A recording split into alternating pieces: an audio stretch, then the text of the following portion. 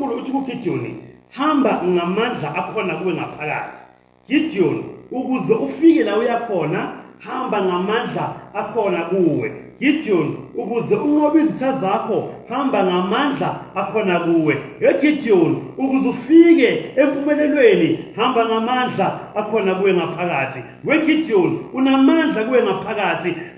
Unamandla amakhulu kunezinto ezikhona kuwe ngaphakathi. Ake ngitshele izinto ezinkulu oyozi-achieve in life uyozi-achieve ngamandla uNkulunkulu awafakile ngaphakathi kwakho. Izinto oyozenza empilweni uphumelele izinto oyozenza ngamandla akhona kuwe ngaphakathi.